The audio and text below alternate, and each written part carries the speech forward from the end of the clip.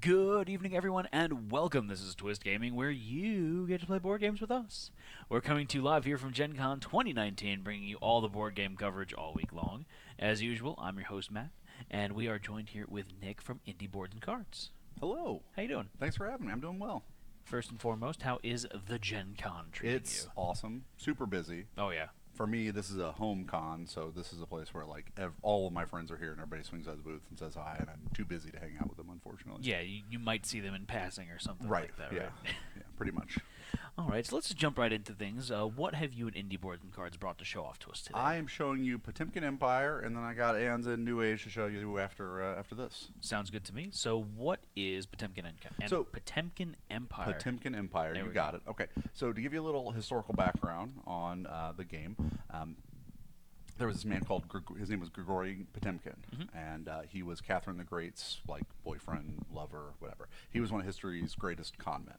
Okay. So he convinces Catherine the Great to take a riverboat trip down the Dnieper River. Okay, and what he did was he built up these facades of buildings, like factory buildings, infrastructure, government buildings, all these things along the river. And as they would go by, he would go, "Oh, look at this beautiful town! Look at how prosperous they are. You should invest money here, and it will make them even better." And so she would give him some money, and they would stop for the night, and his crew would tear down the facades, run them downriver 5 miles, and rebuild them. So he bilked her out of millions of dollars. This is real? Yeah, this is a real That's story. amazing. And that's where the term Potemkin Village comes from. And now you have the term Potemkin Empire, where you'll have these small countries, build up these beautiful factories on the outside, and really nobody's working on the inside. Or they have these big rockets and military, but actually the stuff doesn't work. And that's what the political term Potemkin Empire comes from. Oh, you learn something new every day. Well, there you go. So this game is built off of that concept. So the game is played in 3 phases. There's a drafting phase, a construction phase, and then an end phase. Or I think the drafting phase is called planning. But at the beginning, you're going to draw 4 of these cards, and they have different effects or abilities or whatever, and you're going to draft them. So you're going to take one, pass them to the left, take another, pass to the left, etc. So you're going to end up with 4 cards similar to these right here. Okay. Then we're going to start the construction phase. Everybody's going to have a mode token here that's going to tell them the abilities they can do during the construction phase. Show it off a little up close there. The first one is you can construct a building. When you construct a building, you just pick any building type you want, and you build it. So, for example, let's say I wanted to build an espionage building. I would take it, and I would take one of these interiors that I had drafted, and I would put it face down behind it and add it to my empire here. This is super cute, though, because you've got these really awesome pictures of the buildings here, and then I'm looking at the backside where you're putting those inside the interiors, and it's just crappy scaffolding and kind of patchwork stuff on the back. That's kind of really awesome. It's a total facade. Yeah. So all the buildings have different abilities. When I take the espionage one, I'm going to grab one of these spies from the board, and I'm going to stick it inside my espionage building. Okay. So that's what the espionage buildings do. The cultural buildings, they're worth a point. And also, if you have the most cultural buildings, you get the shield, and the shield protects you from a spy. Okay. The government buildings are worth points, and if you have the most, you'll get the little capital meeple, and that means you go first each construction phase. The scientist building will get you the scientist meeple, and they let you draw extra cards. The industry building will let you get these industry cubes when you start producing, and they're all worth a point. Okay. So, like I said, the first one is construct. The second one is play a card ability.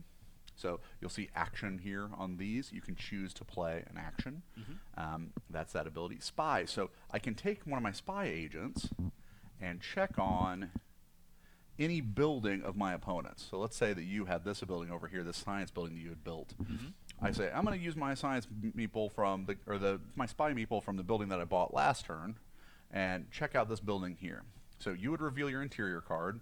This one says it's either a real espionage building or it's fake. All right, so I'm going to put this over here. This is my green screen. Yeah, this is mostly invisible on the green screen, so it's a yellow card. No, sure.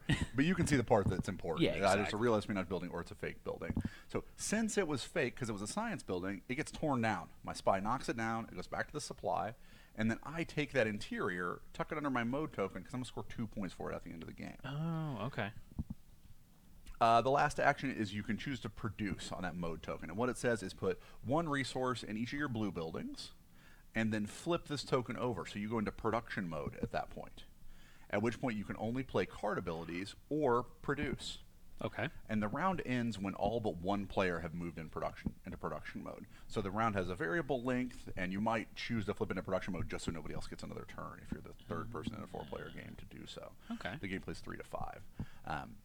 So that's kind of the crux of the game, is you can do whatever you want. If you wanted to build nothing but industry buildings and just try to produce and make money, that would be, or make goods, that would be good. But if you have a bunch of fake ones and people start spying on them, they get knocked down and you lose those cubes. So you have to be careful. At the end of the game, you score points. Like the government buildings are worth 2, the cultural buildings are worth 1, these are worth 1, the buildings you've knocked down are worth 2. But also, every fake building you built is worth 2. Oh, because the name of the game is just like skating by and winning the Yeah. favor, no matter if these things are real or not. as long as they're still standing when the the entourage that's comes. real enough for me. I love it. Yeah, so it's a great game. It plays fun. It's like it's a really light kind of empire builder, but it's more of a social game where you're trying to bluff your opponents and just trying to like fly under the radar, or you're trying to be the guy that builds a bunch of spies and calls everybody on what they're actually doing. I definitely dig that there's that social component of it where Right. you're trying to like I'm going to make a bunch of real buildings I'm going to legitimize and stuff like that. Right. Or no, I'm just going to throw up a shanty town and go ahead, try to call me out. Yeah, on it. or you start with some real buildings and they check them and they're like, oh, the rest of them must be real, and you're like, these are all fake, you idiots. So what triggers the end game here? What triggers the end game is, like I said, after all but one person hits the production mode, you go into the end phase. And when your end phase happens, you take all your spies, you put them back here. If you have any cards left in your hand, you discard them. There's a couple other steps, but they're all pretty much cleanup steps. And one of them being you discard this round token here. And now it's month 2. So you have 4 months to prepare for the Queen's visit.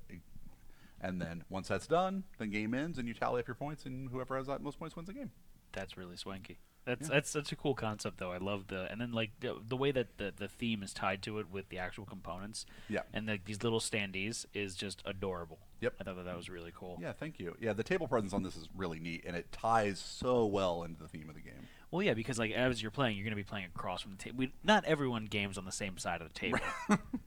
Right. One of the interesting things we have to deal with, but you'll have these like kind of ridiculous cityscapes of mostly fake buildings, probably. Yeah. You have lined up against each other. It all depends. I find the newer players build a bunch of real buildings, and then they don't score as well because I'm over here building fake government buildings all over the place, which are worth 4 points because they're already 2 for government and 2 for being fake. And they're like, how did I lose all my buildings? And I'm like, Look at my lovely Capitol building, Right. and Congress is over here. And right. And yeah, there's they're the, made of the cardboard, but courthouse it's that fine. nobody works at. Yeah. Very cool. So, is Potemkin Empire on shelves right now? No, it comes out September 7th, I want to say, or 8th. It's early in September. Gotcha. So, like next month or early next month. Yep, about a month from now. It's available here at Gen Con, but if you're not here, then... Early release. Yep, It's all the reason to be here, that's true. All right, and then anything else about Potemkin Empire that you wanted to talk about? No, I think that's about it. That well covers it. All right, so I know you brought something else to show I off did today. bring something else to show off. I have the new Aeon's Endgame, which also won't be out until September.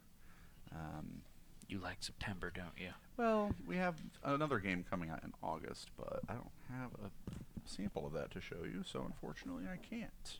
Okay. But that game's great too. It's called Sherlock Files. You should check it out if you get a chance. Gonna quickly pick up all these things. So I just stack these on top Yep. of each other here. Yep, you can do that. All right. So this did you mention price point on this one here? This one is $30. $30. Yeah, Okay. good question. What's the playtime on it? It is about like 45 minutes. Okay, so Yeah, not so it plays pretty quickly. pretty quickly The then. 4 rounds go pretty quick. Once everybody's built their buildings, some people will have self spies, but other than that, like it kind of ends shortly after that. But it's part of the thing I love about it is because you can build any building with any card, you pick whatever strategy you want to implement, and if you want to zig and zag, it's never tied to the cards that you built. You don't feel married to drafted. the thing that you've started the game off with Exactly. and stuff If like I that. always wanted to spy every game, I could. If I always wanted to produce every game, I could. But it's all about course correction, right? It's like if somebody's already doing this, or if they're not doing it enough, it's kind of on you to get in there and help out. All right, so I'm gonna try and display these components in a way that makes everything visual. Do not open until instructed. Yeah, I'm not gonna instruct you to do so. Okay, fine.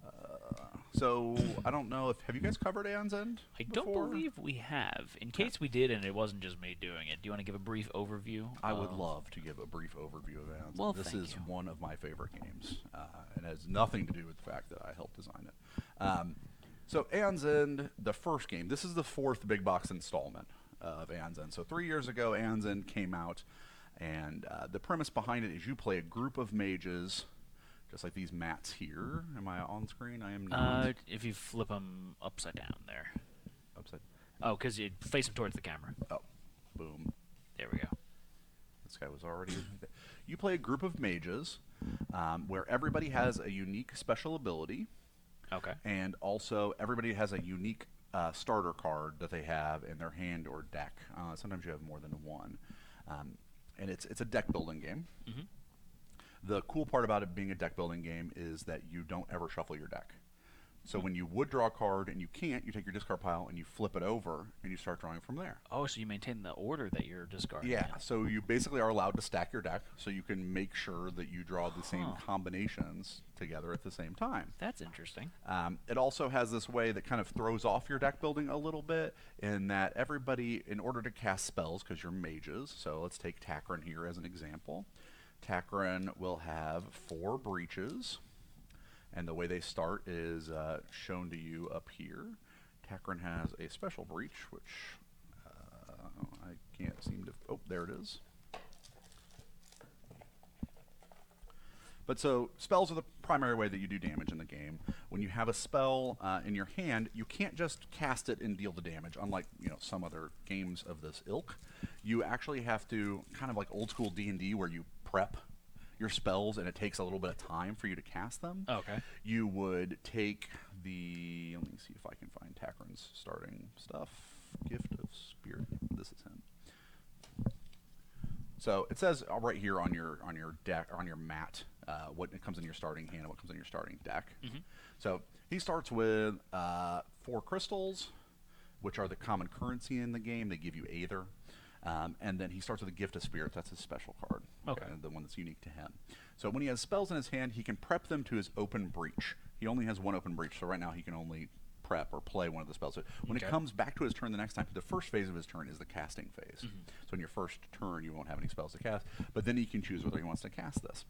In order for him to be able to use more spells in a turn, he has to open these breaches. Okay? How does he go about opening those breaches? So they all have a cost. They all have a focus cost, which is written here. So there's 2 breach costs 2 Aether to focus. And when you focus, you just turn it once, and then you can prep spells to it that turn. Okay. And once you get to the point where this is at the top, you notice it says 2 to open, so you'll just play 2 and flip it. And so then it's permanently open spot. Exactly. Okay. He could, when it's like this, just pay 4 to open it, because they all have an open cost, and that open cost gets cheaper for each time you focus it.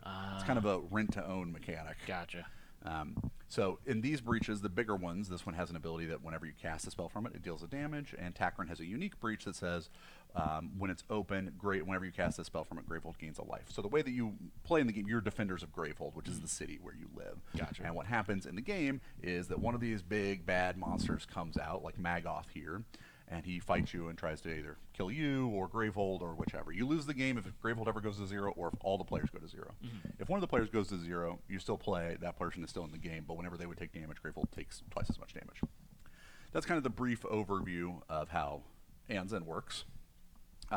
It is a market deck builder, so like Dominion, where you know which cards you're going to be able to buy. At the start of the game, so you have piles of cards sitting out. You have gems that produce the Aether that you'll use to buy more expensive cards. You have relics that you can play that will do something immediately, and then you have more spells. So plenty of more spells that you can So you buy. mentioned that we're foregoing the traditional deck builder shuffling by just flipping Correct. the discard pile. Is there still like a thinning element as well to this? There are some cards that will let you trash. Okay. Yeah. The one design conceit that we stick to pretty hard is that you won't draw a card during your turn. So this is one of my personal pet peeves about deck builders is whenever you play those deck builders where like every other card says draw a card, your turn takes forever. Yeah, right? you just draw every single card. Right. Well, not only on top of that, but like you can't plan your whole turn out until you've seen that more information. Right. So in Aeon's End, a full co-op, we make it so that you know what your turn can be when you move into it. Mm-hmm. So you almost never will draw a card during your turn. You'll just go, I'm going to do this, and I have this money. What should I do with it, guys? It's not a lot of downtime during your turn. Oh, so it's very, like, you have a set number of cards in your hand at every turn, pretty much. Right. It can change. Like, for example, Gift of Spirit says, here it says cast. So when you cast it, any ally draws a card. So I can make you draw a card on my turn. But it's not just cycling through your entire deck. Yeah, not only that, but I'm not introducing new information during your turn, like during my turn. I'm giving it to you, and now you can plan with it, right? Gotcha. You can digest it. It decreases how long your turns take or each turn takes.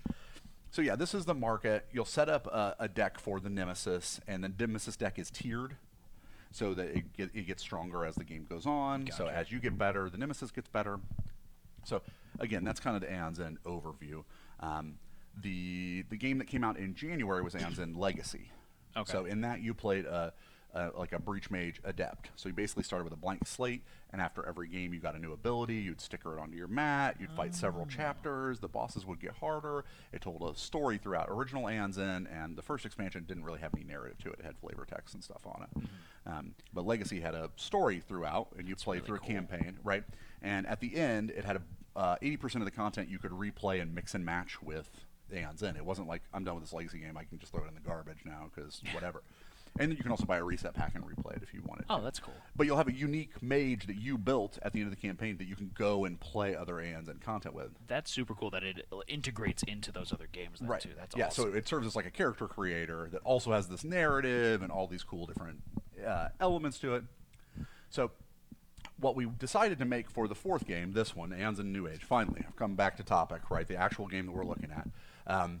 It introduces an expedition system. So in this, it's shorter than a campaign. You play 4 games. The bosses will get harder as you go on, but you'll also get stronger because you get treasures at the end of every round, at the end of every game. The first treasure will replace one of the cards in your starting deck with a better card. The second one is a team treasure that anybody can trigger and repeatedly. The third one is one that you'll set out on your mat here and it will give you a permanent ability. Either like you can do something once per your turn, or whenever you do this, get this thing, or at the start of the game, get a whole bunch of that thing. So you ramp up and your characters will be variable each time. And out of the box, we hide a bunch of content from you, as you can see. So you won't know. Presents for later. Exactly. You got to get that Christmas moment.